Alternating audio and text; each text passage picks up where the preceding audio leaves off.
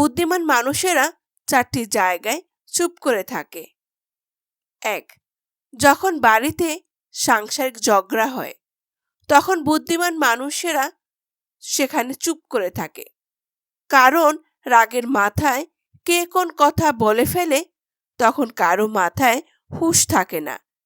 সেখানে কোনো জবাব দেওয়া মানে আগুনের মধ্যে ঘি দেওয়ার সমান। 2. মাঝে মাঝে দেখবেন অনেক মানুষ আছে প্রচুর ভালোভাবে কথা বলে, কিন্তু কিছুক্ষণ পরেই আপনার সাথে তর্ক শুরু করে দেবে। বুদ্ধিমান মানুষেরা এই ধরনের মানুষের তর্কে জবাব কখনো দেওয়ার চেষ্টা করে না। 3.